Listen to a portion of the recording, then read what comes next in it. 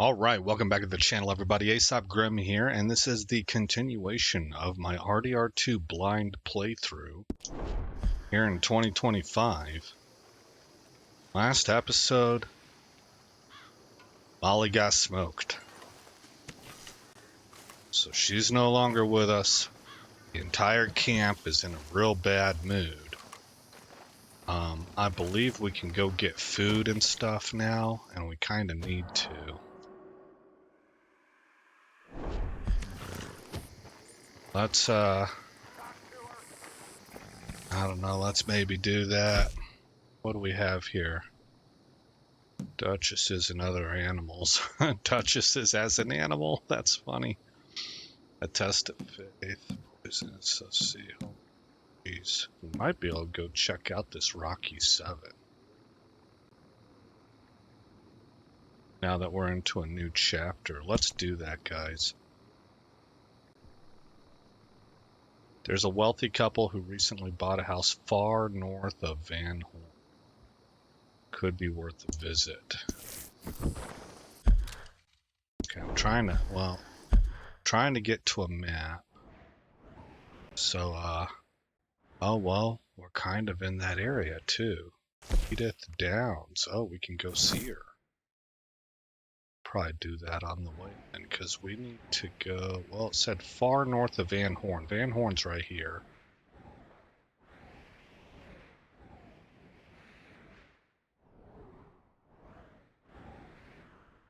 I think it's this. At Williams Rest.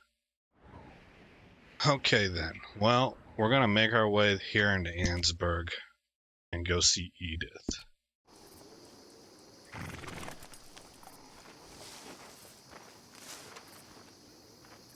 What time is it? 9:30 a.m. I can't remember if I had Arthur eat or not. Player. He's gonna be underweight. It's just hard to know. I think I'm gonna put my city clothes on. Bit. Clean and calm, okay. Let's go ahead and get a move on. My horse is right here.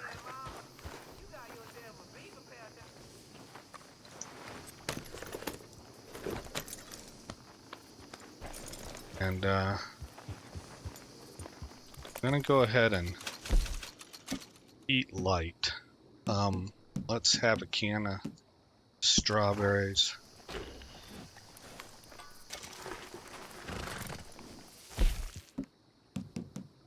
With maybe canned salmon. Okay. Now for the horse. Feed him a couple carrots. Oh, he's got blue eyes, man.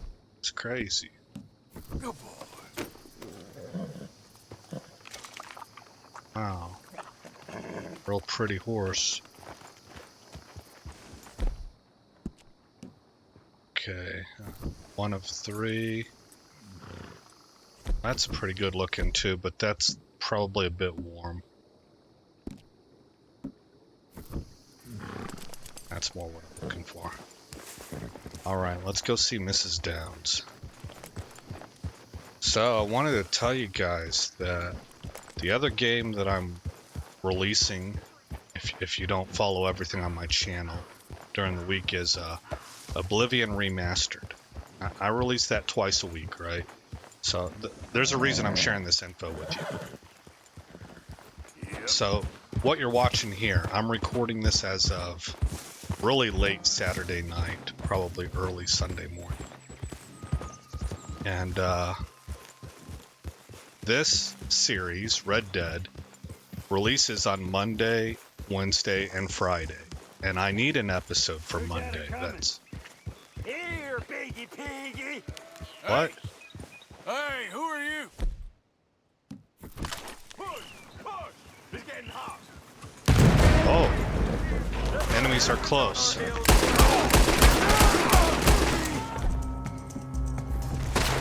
Shit!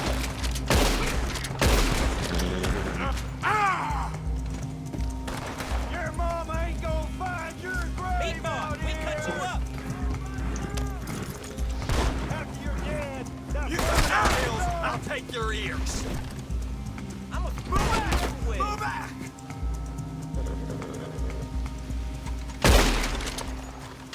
You in trouble!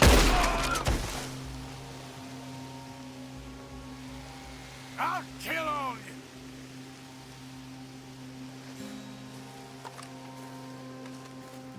We smell you out in these hills.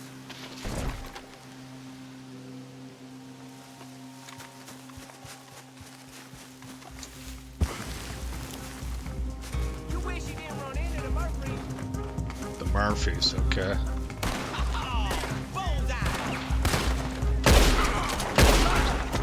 Ah! He's bleeding now. Come on.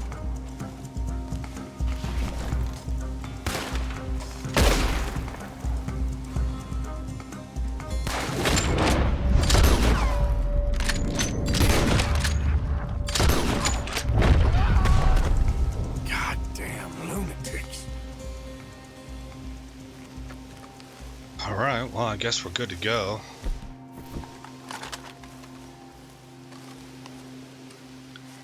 All right, well, never a dull moment in Red Dead. So, my point that I'm making is that I needed an episode for Monday. That's what I'm recording right now. That's first up on the docket list, right? On top of that, Red Dead, I purposely keep... I don't allow myself to record 30 episodes ahead of time, where I have them all uploaded on YouTube, scheduled out over the next 3 months, you know, for example. Because, for whatever reason, this is the only game I've done this with, but Red Dead, I think being so reflective of 1899 America, it platforms me into things about current events today. And when we're on the trail, that's what I tend to talk about. And so I don't want videos releasing months down the road from the current event that I'm talking about that I had on my mind the day that I recorded the video. Right? So what that does for me then is that keeps me limited as to how fast I can record. I want to keep things pretty close to when they're being released. Well, Oblivion is not like that. Oblivion being a fantasy game, I actually kind of just avoid current events and stuff. It doesn't feel like it meshes well, you know. So the point being is that I can record Oblivion as much as I want. As long as I have time.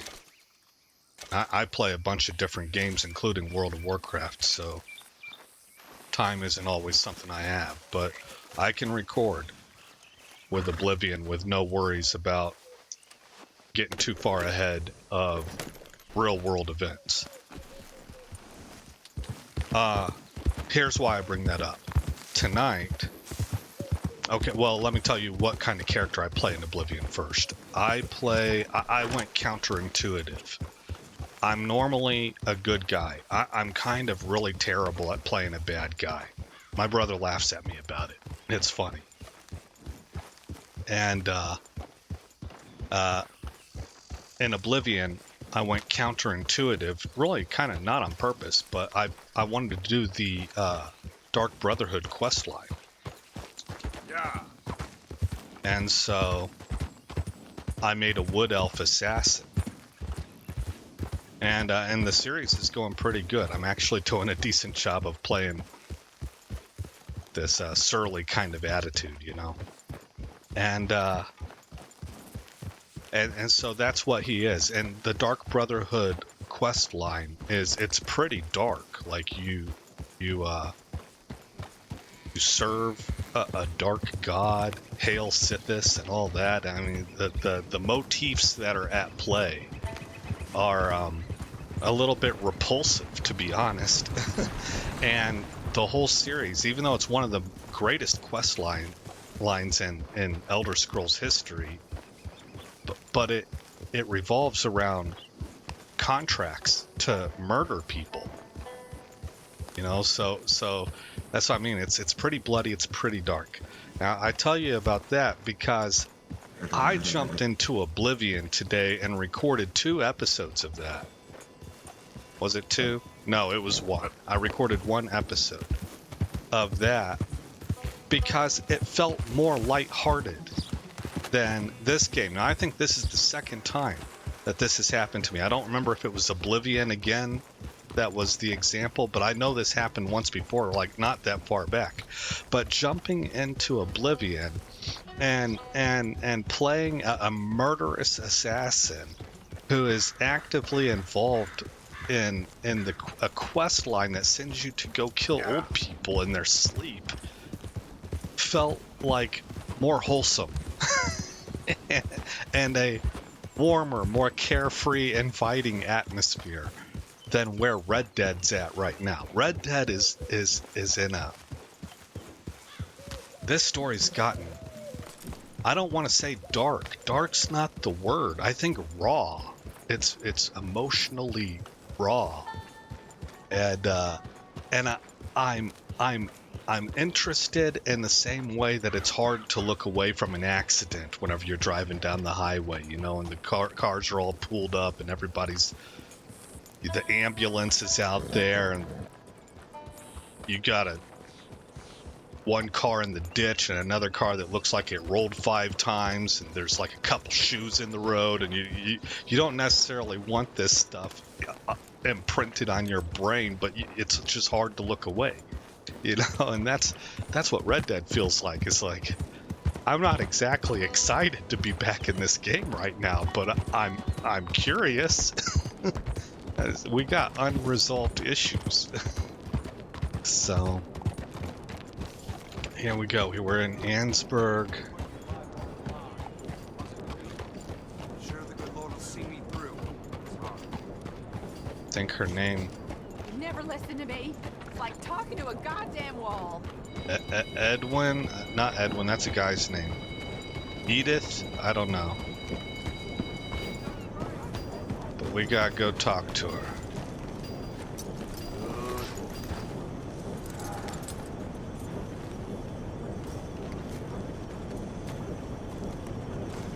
That's not her.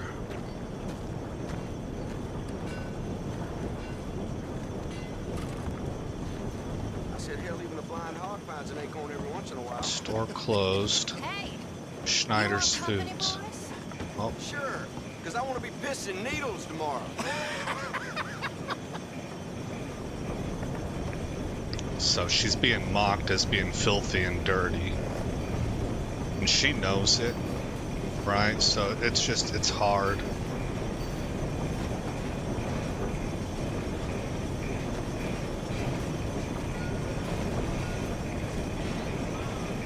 This is down.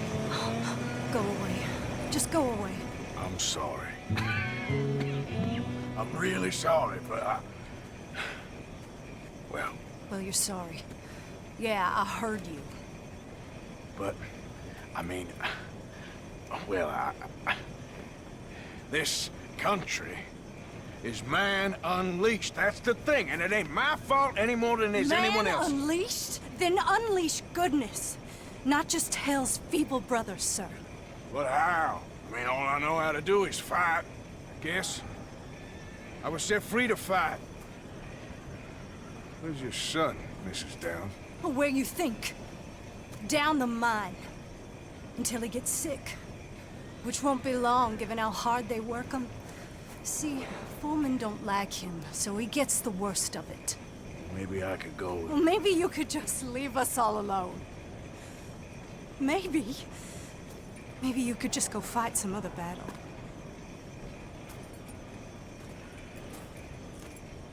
Well, that answers the question about the son. Remember, I had a question about that. So he's doing everything he can, and it's not enough. Now, that brings up another question then. His dad was able to find something, right? They had a farm. They weren't rich. This America, there are things available the further out west you go. That's what inspired people to leave the cities and, let's just be frank, the safety of the East Coast. There wasn't anything to be found there. Everything was established by that point in time. You if you wanted to take a chance to make something of yourself and be able to climb above your quote-unquote station or your circumstances, you had to take the risk of going out west. And there was risk with it, a lot of it. Further back you go, the more risk there was. People were putting their lives on the line. And, hold on. Okay, let's let this guy come down.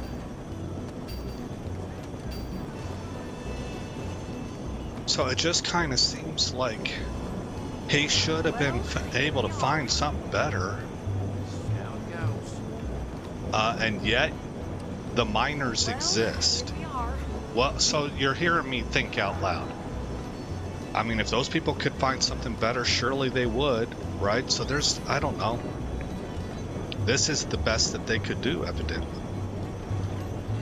And I still don't know how old this kid is. He could be younger than what I'm thinking. And he's breaking his back trying to keep his mom afloat. But it ain't enough. Not if she's hooking.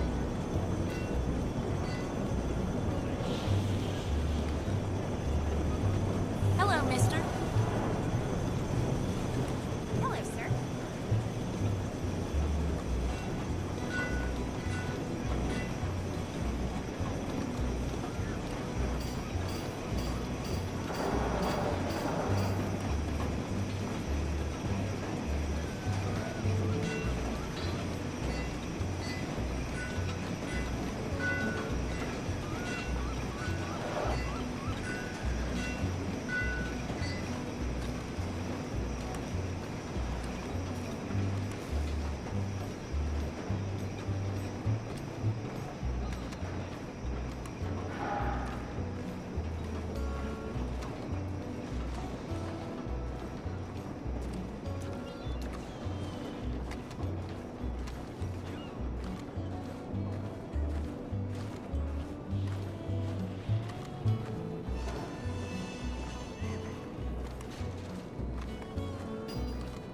How are these other guys taking care of their families? Why isn't it enough? Something... Well, you know, I'm sitting here troubleshooting this like it's a documentary, wanting to say something is missing. I'm missing. Something else is at play here. Well, yeah, plot hole. The devs didn't really think about this. I think that's the conclusion I'm reaching. Why isn't what this kid is making enough? Hey, boy. When it seems to be for these others. Be quiet, Mr. Dockery. Oh, your mom's a whore, and that's a goddamn fact. Hey, anybody want to get lucky tonight? Go home here with Archie. Be quiet, please. Oh, boy, come on. We're just teasing. Why don't you shut up? Who's this, your daddy? My daddy died. And this man, he killed him. What are you doing here? Leave the boy alone. Why'd you kill his daddy? You after his mama? Stop bullying the boy. Get out of my business, mister. Leave the boy alone, Or what? or I'll kill you too. You couldn't kill no one. Look at you, all ragged and sick and weak. Clear off, you goddamn hermit. Clear off! You and the horse son here. Can't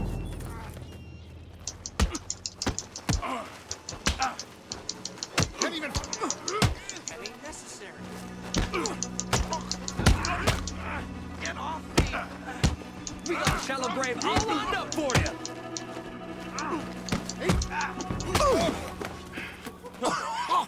Now who's next? Let the boy go. Let him go! Come with me. Shame on you. He's just a goddamn boy!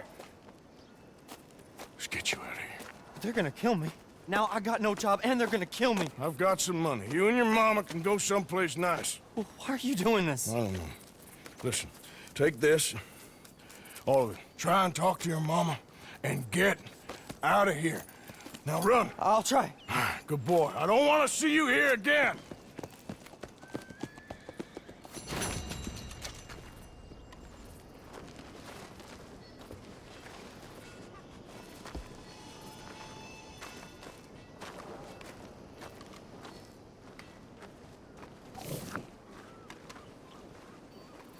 wheel. That was the correct way to handle things, but I'm sitting here and a part of me is like, you should have killed at least 2 of them.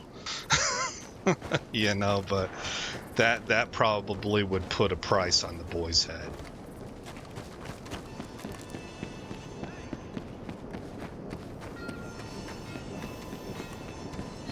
All right, Arthur.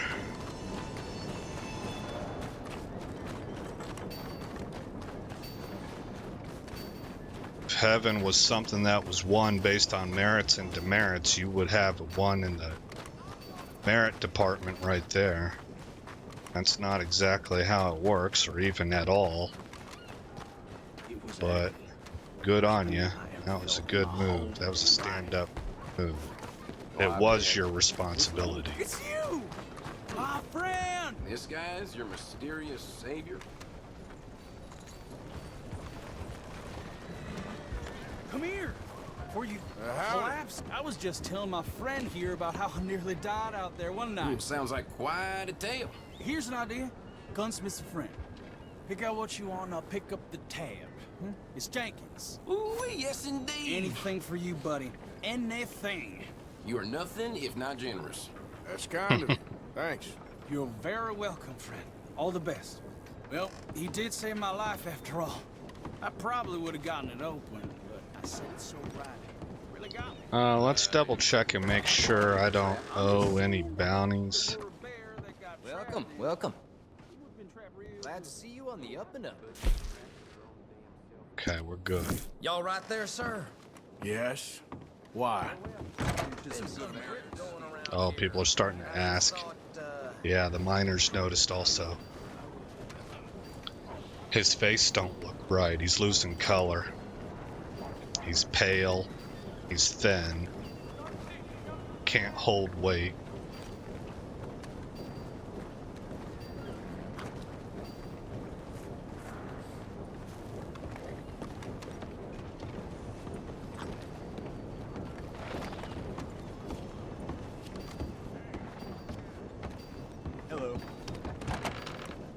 Hey, friend, what do you need? Man in town named Jenkins owes me. Said I could put something on his tab. Jenkins, huh? All right, take a look around. Well, I think we're just gonna customize. If I got anything to customize, what can I do with you? So I suppose.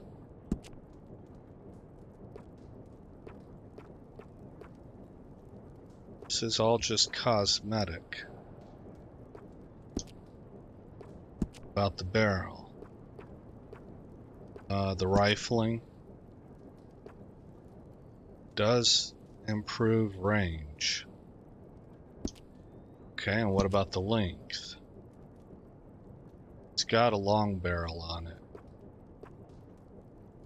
If we go short barrel, it improves the accuracy. I actually kind of want to do that. I only use these for short. Well, that's not always true. So noted. You have a good day now. Improved rifling will get some of that range back. Okay, so that was for the Schofield. Iron sights. Accuracy even more. Man, I didn't even know that we could do this kind of stuff. I probably should have. This is all just gonna be cosmetics. I'm not interested in that.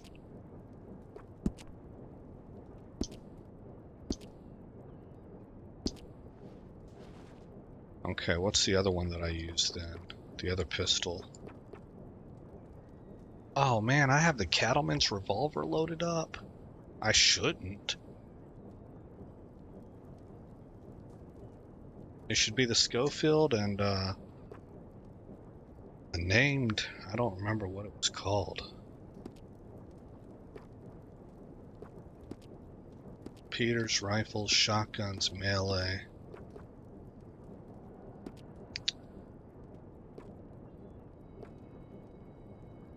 This carbine repeater is Pretty tuned up. Is there anything else I can do to it?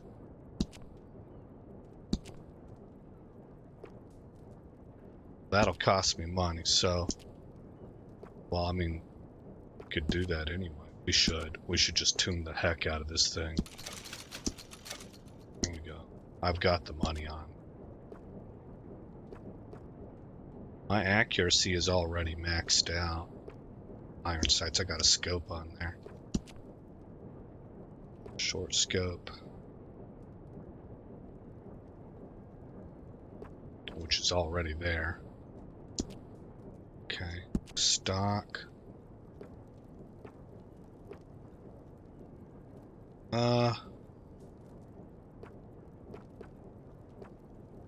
That's not a big difference, huh? I just stay with what's there. It doesn't do anything. Wrap is already taken care of. Okay. Well, we're good on that. And then, last but not least, probably the Springfield. Tend to favor that for my distance. Don't. It's already got improved iron sights on it. Then there's the scope. Got a medium scope, yeah. Stock don't matter when it comes to stats, and wrap is already done also. Okay. Looks like we're good. Yeah. I hear there was a big shootout with the Murphy gang in the caves at Beaver Hollow. Where in the hell are your doors? Alright. Thank you. Really.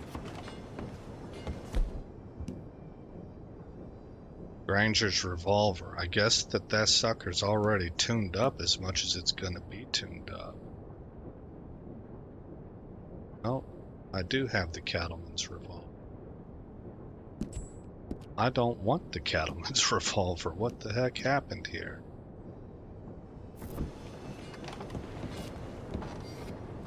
What are we at? 27 minutes? That's got me to the point that I want to go back and get this handled while I'm thinking of it. Where's my horse at?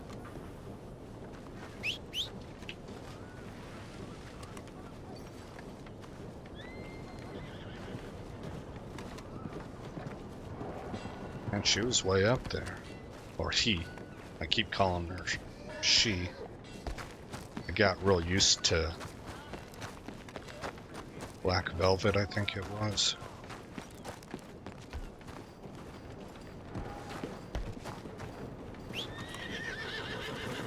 Hey boy, need to get back to camp in a hurry. Can you do that for me?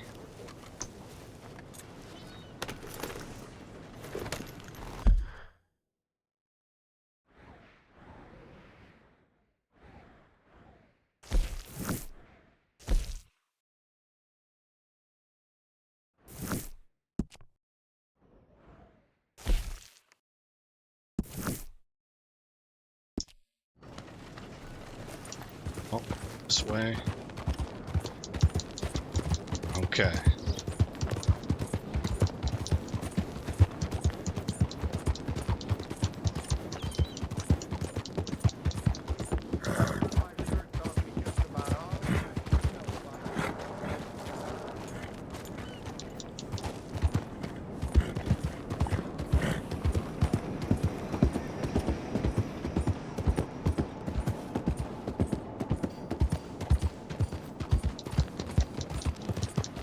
Alright.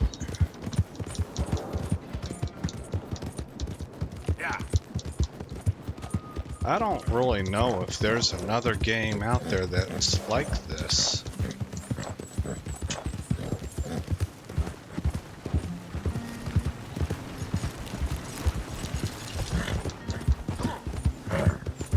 It kind of seems like they used to make games like this kind of routinely.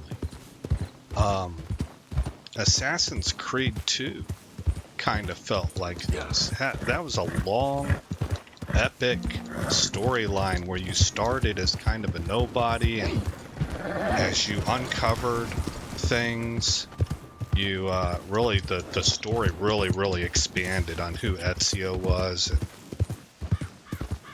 who he would become and stuff like that. But Ubisoft as a company just went straight to hell, man. The people that got in charge there and started dictating how their games were made absolutely destroyed that company, in my opinion. They're a laughing stock now. They're a warning sign. People, I've seen it on, like, sometimes there's games I'll be looking at that are made by Ubisoft, like old games that I'm thinking about maybe playing again or something. And I'll go look something up on YouTube and somebody you'll see this comment frequently. Made by Ubisoft, hard pass. It's to the point that the name Ubisoft is such a strong warning that people aren't even ready to listen to reviews of a game or look at what it's about. Man coming in. Welcome back, Arthur. They see Ubisoft and they understand the worldviews and the mindsets of the people that are making that game, and they're like, no thanks, this is going to be garbage. And they tend to be right. That's why Ubisoft has had to sell to Tencent significant portions. They're a company in deep trouble, and this is a company that made legendary titles in the past. You had the Sam Fisher series. I forget what that was actually called. Where you were a spy. We need to find our tent. Hey, big man. Worried. Really worried. Me too, Uncle. What's gonna happen, you know? To everybody. I guess folks is gonna make a choice. Whether they live or die. And you? I don't have that choice no more. I'm just trying to help others see clearly. That's my choice. You're a good man, Arthur Morgan. Good man. Don't give me that look. Wow, man. I saw somebody did a YouTube video.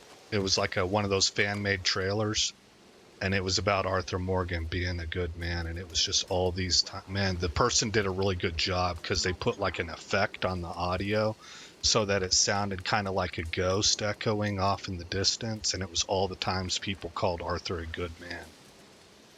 You know, this is a guy that's not been a good man for most his life, and he keeps running into these sort of life-altering circumstances that are changing his worldview and perspective. That's how I imagine it. Okay, which one of these two was better? So anyway, the point being, Ubisoft is a warning now. This is on the saddle.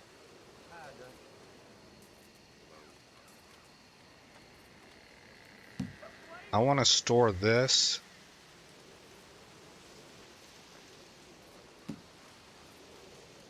Let's see, equip this. Guess store this on the horse. And equip this. Oh, equip offhand sidearm. Alright, which one of these? I want this actually to be my offhand. Ooh. You okay, friend? Never better. Dutch! You're breaking his heart. You know that. Did he tell you to say this to me, friend? No. But I know. Dutch, and that fool at his ear, they're gonna kill every last one of us. I see that now. Yeah, okay, so we got drama. Store this in locker. And I want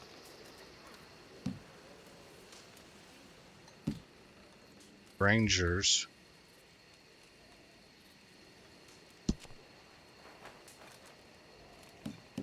And Flacos. Those are the highest rated ones. That Schofield's pretty high.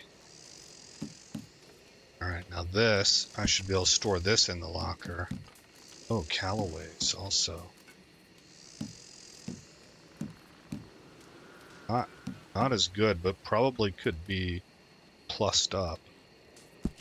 We'll put you in the locker also. Okay. There we go.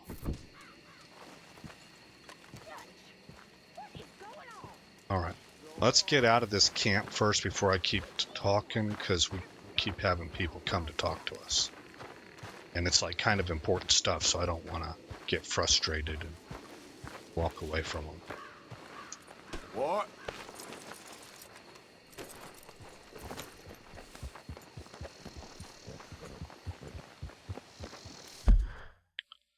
So the point being, Ubisoft used to make really, really great games. And then the woke scolds got in there. And they have completely upended it. Some of it is directly these people's fault. And some of it is just the natural state of if you get somebody in there who has a worldview that doesn't apply to the majority.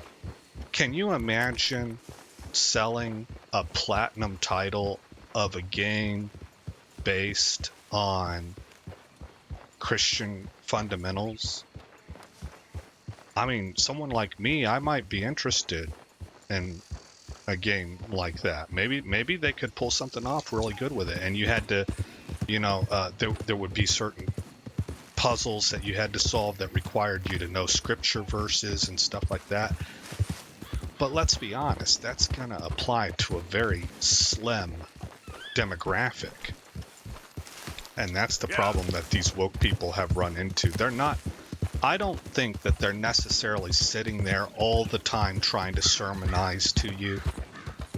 They're trying to get what they think are important messages across that make the game, that from their perspective makes the game extremely entertaining, thought-provoking, edgy enough to be interesting, and then whenever it tanks, they're just stunned. And I would imagine kind of have hurt feelings. Like, oh my gosh, I put so much time and effort into this. I thought it was really good, and people hate it. Why do they hate it? Because at the end of the day, you're a farting weirdo. That's how you don't see things the way most people do. And you want to camp out and spend all your time on things that don't have mass appeal.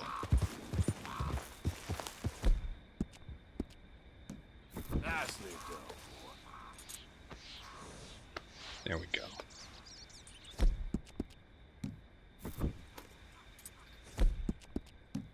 Okay there, boy?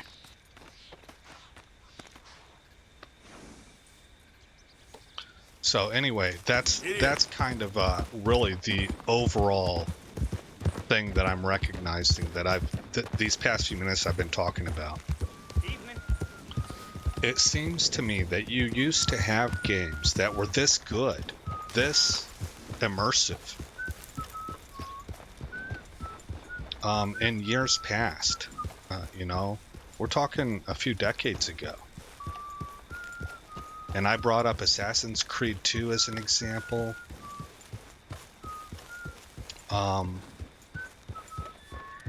just had another one cross my mind, and it left my mind just as fast. Mass Effect, the first Mass Effect especially, did a really good job. But there again, that's another game that went completely off the rails. And eventually ended up so woke that people were like, this is just trash.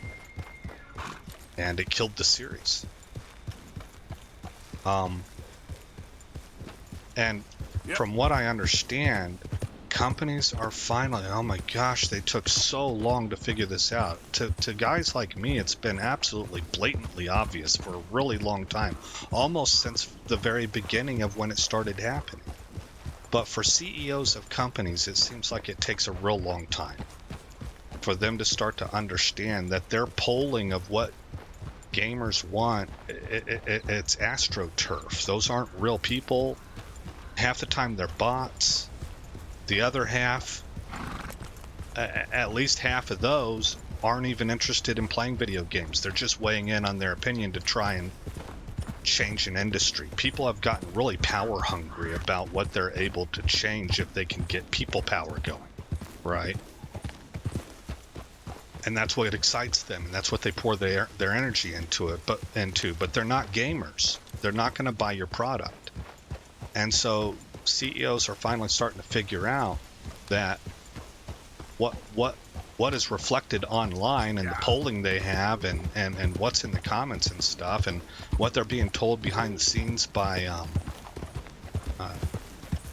I don't know what you would call them, advisors that they contract with, like Sweet Baby Inc. and who's that feminist chick that got real infamous for the male gaze thing? Anna something, I think. I can't remember. These people are steering you wrong.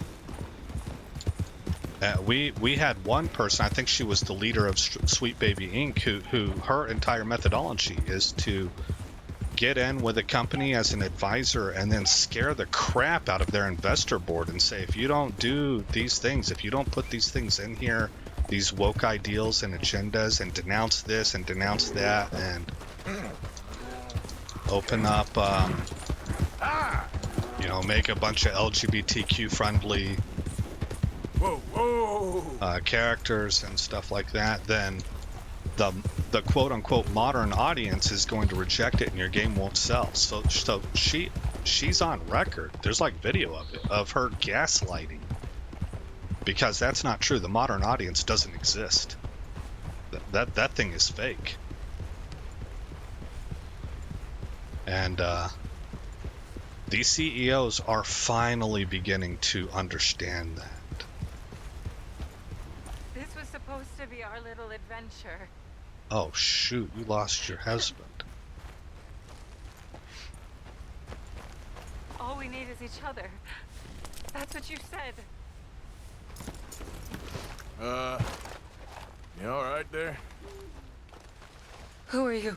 Oh, it's okay, ma'am. I don't mean you no harm. Well, it makes no difference now. If an outlaw or a wild animal doesn't get me, starvation will.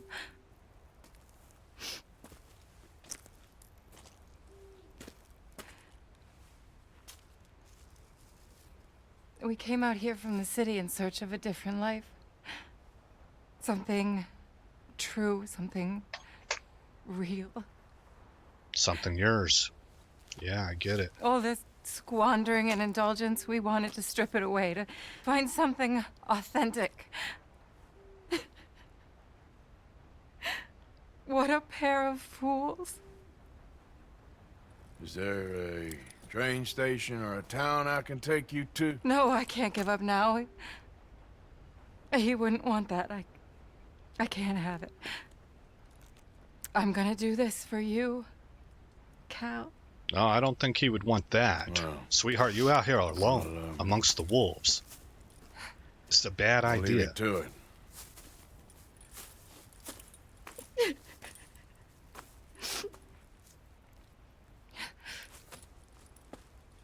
Is there anything left for you to eat? Nothing. No, we didn't know the first thing about hunting. We What? couldn't even catch a darn mouse. If you need any poisonous berries, though, I'm a natural at finding those. Well, Oh, this dude's an idiot. you ain't gonna last much longer out here. If He you don't didn't know do how to no hunt. prep work at all. Come on. I'll show you.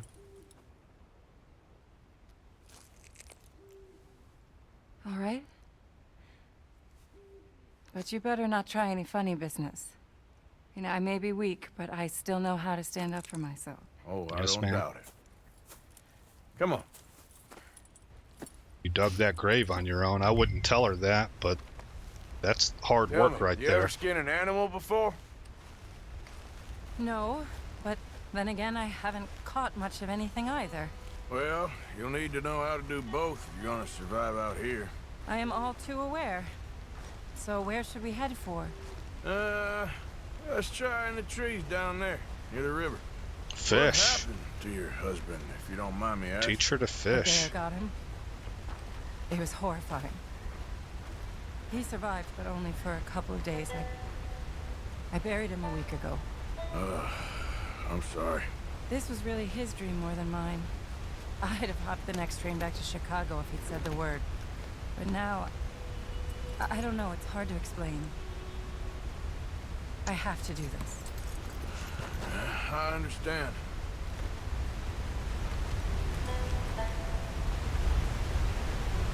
Okay.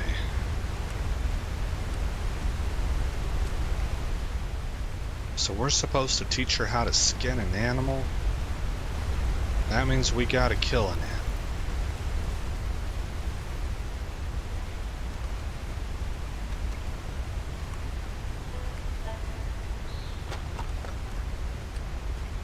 Glancing down at the radar every now and again to make sure she's still following. You know what? I don't know. I want to make a junk save. I can't. I would teach her how to fish. And then I'd teach her how to shoot an animal.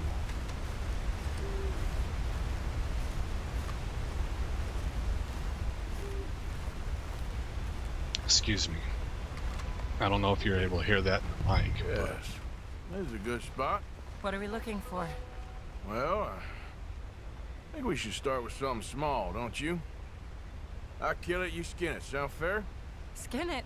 But I don't even have a knife with me. Well, don't worry, you won't need one. Now, take a look around for any movement. I don't see anything. Shh, just Shoot, I don't have no weapons on. Well, keep no your rifles. eyes peeled.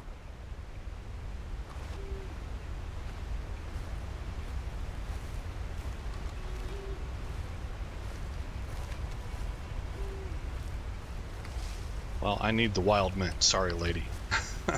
I gotta get this.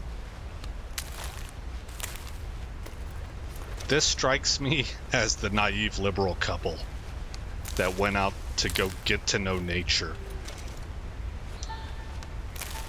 I mean, that dude didn't do any prep at all. This is his fault. I don't.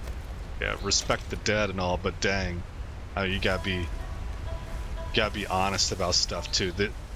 This lady shouldn't be out here. Sadie could handle out here. She can't. This chick here can't. And then that dude couldn't either. There. Oh! Oh. Got it. Oh! Good shot. Okay then, go on. Time to get your hands dirty. How do I mean... What do I do? Just hold the legs tight and pull the skin away quickly. Should come right off.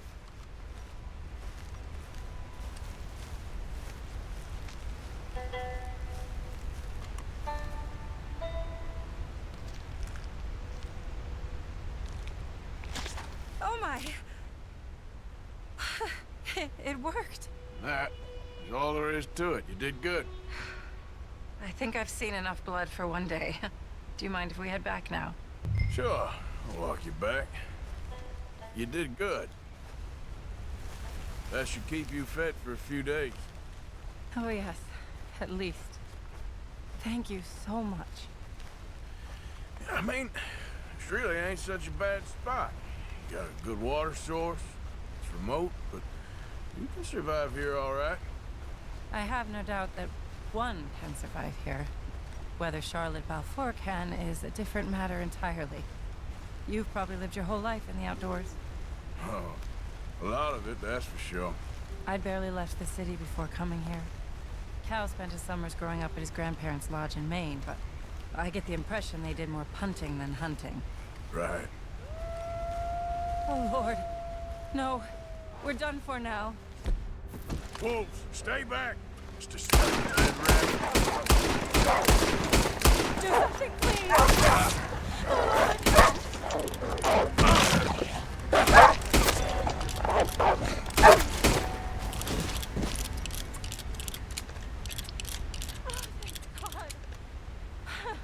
More You meat. see, if you hadn't been here, I'd be dead now.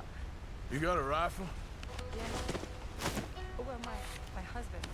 I suggest you learn how to use it. Now, come on, let's get you home.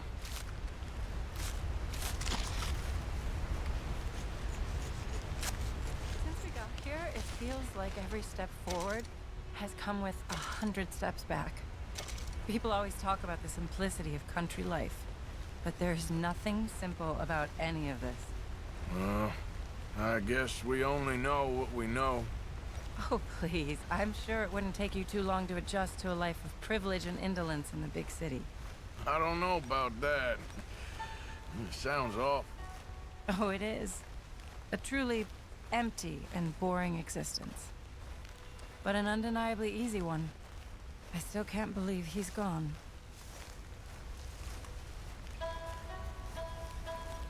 I don't know if I agree with all that. I think people can make a case for something, but they're always missing something. To me, everybody's life is hard in one way or another. I learned this. I'll tell you why here in a minute, because maybe it'll help some of you. This was a really, really big help to me. I'll tell you here in just a minute. We'll wrap the episode up on that. I'm not trying to change anybody's mind, but I am putting information on the table. You can't make decisions without information. So I'm just adding a perspective, right? You're entitled to think what you want to think.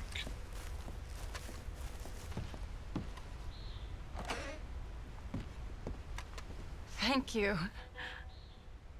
That was the first time anyone's done anything nice for us. For me, since we got here. Nature provides, but she sure don't always make it easy. That she doesn't. I'd invite you in, but I'm dead on my feet, if you'll forgive the pun. Sure. Please do call again sometime, though. A good rest, and hopefully I'll be a new woman. You take Yes, care, ma'am. man.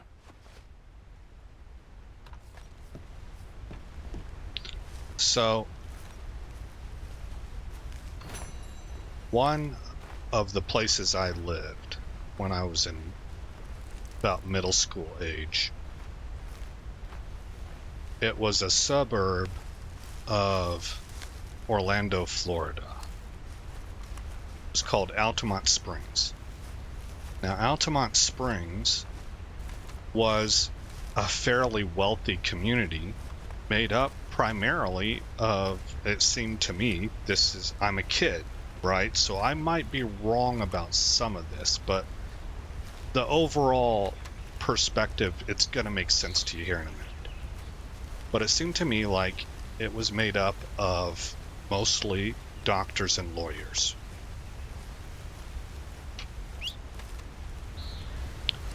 So these were rich kids, right? And you had a lot of really beautiful suburban areas. It was pretty. I didn't live in that part of town. There was a part of town that was really just a few streets and then the woods, basically, that the poor people lived in. On my bus route home, the poorest of that district was called Oak Hills, and I did not live in Oak Hills. And there were dirt roads that my school bus went down, full of, potholes and all that, and literal shanties out there where people lived. We dropped some of the kids off in these areas. That's where they lived. And they went to school with me. Now, I lived in a little bit better part. I was in the last street of the neighborhood next to Oak Hills. And when it came to Oak Hills, it was like run-down, poor housing that in a gradient the further away you went in that direction, the more it got out into the woods and the country, and you had these shanties and the dirt roads I was telling you about. And my street was the last street of the neighborhood right before Oak Hills. And it was kind of similar. The more that you went in the opposite direction, the nicer things got. But even in the nicest areas of this neighborhood, it wasn't nothing like most of Altamont Springs. And my street was the worst of that neighborhood. Okay, so hopefully you've got the picture painted for you. Now, I went to school, middle school, with all of these lawyers and doctors' kids. And they all had the latest in the fashion, you know. Back then, surfing and skating was a really big deal, and they had all the name brand stuff, and they went to the concerts, and these are things I just didn't have any access to at all. Even, you know, and skateboarding really kind of came about as what poor people could do if they couldn't afford to get the equipment for surfing. And that was true then also. It was cheaper to go get a skateboard than it was to get a surfboard. But by then, skating had gotten popular enough that it was still expensive. You know, for someone in my position, it was prohibitively expensive. So I went to school, and right across the street was the high school. And there were kids that were driving Porsches and BMWs. That blew my mind. I couldn't even wrap my head around that concept. To me, only the wealthiest of adults had things like Porsches and BMWs. It never even occurred to me that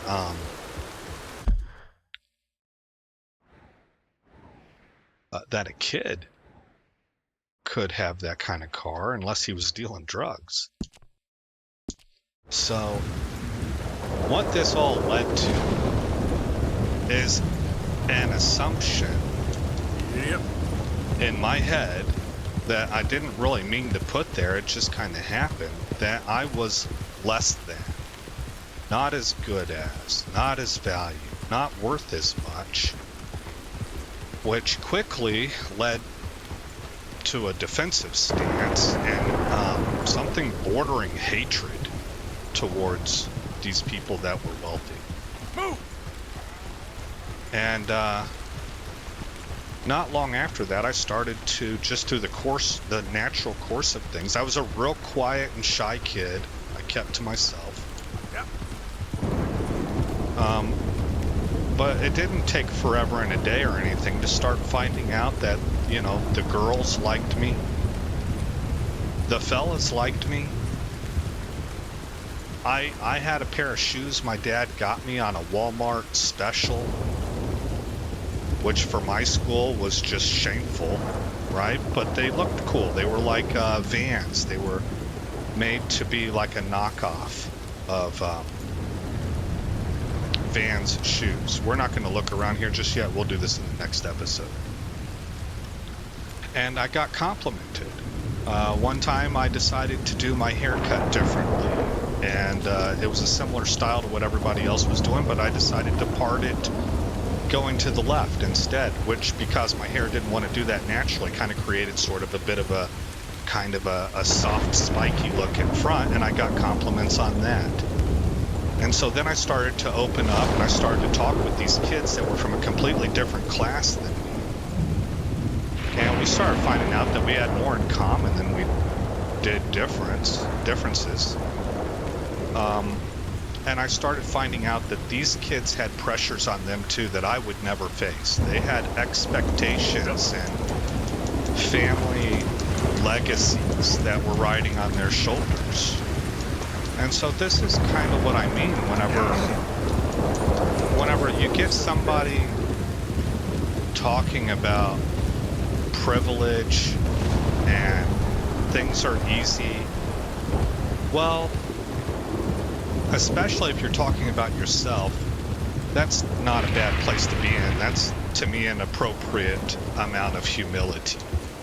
But you should say that if you're here in America, you should be saying that about yourself no matter what echelon you belong to, because the fact is that even the poorest here in America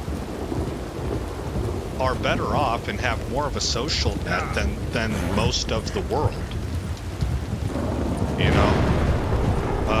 And I know how... I have some understanding of how bad things can be here in America, but go live in the black hole of Calcutta as a homeless person and see how that compares. Right? And if you're in the black hole of Calcutta and you're struggling in whatever major city is there, I guess it's Calcutta. I guess it's the city of Calcutta. I'm sure you could find places in Africa or some other place that's more of a hellhole than where you're at. So what I'm saying is that it's a bit of a universal truth. And I think you're wrong if you start looking at others and in either direction, either thinking, well, poor you don't have the advantages and will never have the advantages that I have. If you take that too far, what you'll wind up doing is patronizing people. And ultimately rubber stamping them as if they have no ability at all. You go watch some of these videos where people are asking, I'm just bringing this up as one example, where people record asking people on the street whether or not voter ID laws should be passed. This is starting to become a universally accepted topic that's not controversial anymore. But not too long ago, the past couple decades, it was one of the most controversial topics you could bring up, and people called you a racist for it. And as you listen to them give explanations, you start to whittle them down until they get to the point eventually that they basically say, well, a law like that would be racist because it would make black people use computers and poor black people don't know how to use computers. And it's like, what? I mean, that seems kind of racist. You know? To have that's very stereotypical. That's a presumptive on an area that you clearly have next to zero knowledge on.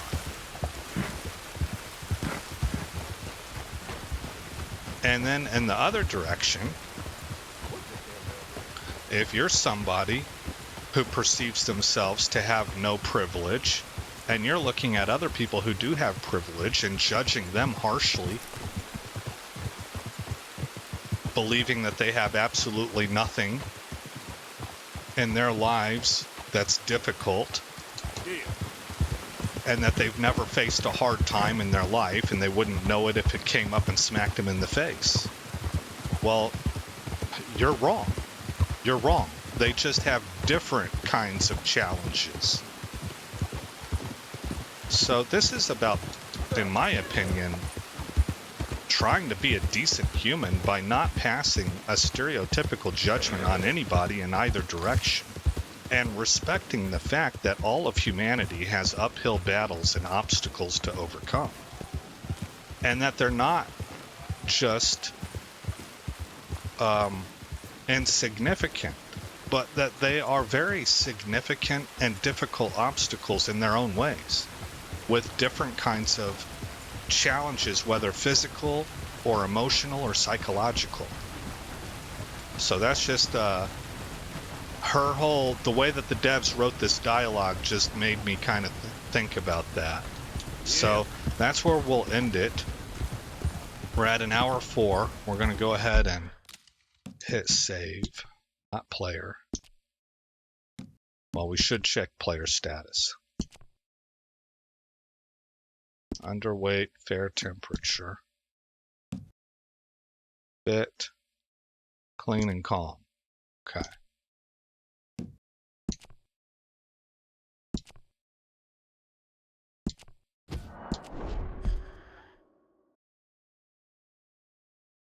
All right, guys. Well, that's going to wrap up this episode here. Again, this should be your Monday episode, if I'm not mistaken. Maybe I have recorded an episode and forgot. So maybe it's your Wednesday episode or something like that, but I think it's your Monday one. And so I'll sign off with that. Again, I'm Aesop Grimm. Thank you for coming by the channel. I hope you like what you saw. More importantly, I hope all is well in your neck of the woods. And I'll see you in the next episode where the story continues.